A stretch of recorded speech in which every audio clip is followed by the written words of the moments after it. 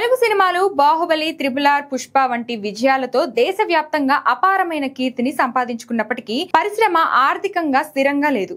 ప్రతి సంవత్సరం వందల సినిమాలు విడుదలవుతున్నా కేవలం కొన్ని మాత్రమే లాభాల బాటలో పడుతున్నాయి. గతంలో ఓటీటీ ప్లాట్ఫామ్ లో నిర్మాతలకు ఒక సేఫెస్ట్ నెట్ గా ఉండేవి. థియేటర్లో ఫలితం ఎలా ఉన్నా వారికి కొంత మొత్తం భరోసా ఇచ్చేవి. అయితే ఇప్పుడు పరిస్థితి పూర్తిగా మారింది. ప్రధాన ఓటీటీ ప్లాట్ఫామ్లు ముఖ్యంగా నెట్ఫ్లిక్స్ తమ కొనుగోలు విధానాలు మార్పులు వచ్చాయి. థియేటర్లో సినిమా హిట్ ని బట్టి చెల్లింపు మొత్తాన్ని నిర్ణయించే పద్ధతిని ప్రవేశపెట్టాయి.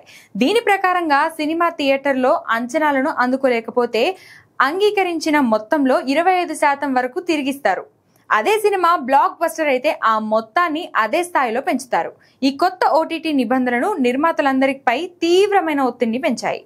సినిమా విడుదలైన 4 వారాలకే ఓటీటీలోకి వస్తుండడం వల్ల థియేటర్ల కలెక్షన్లు గణనీయంగా తగ్గుతున్నాయి.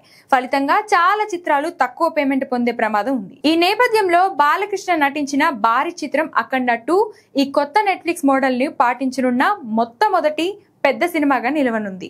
అఖండ 2 విషయంలో నెట్ఫ్లిక్స్ ఎక్కువ మొత్తాన్ని చెల్లిస్తుందా లేక థియేటర్ ప్రదర్శన ఆధారంగా తగ్గిస్తుందా అనేది తెలుగు చలనచిత్ర పరిశ్రమ మొత్తం ఆసక్తిగా ఎదురుచూస్తుంది.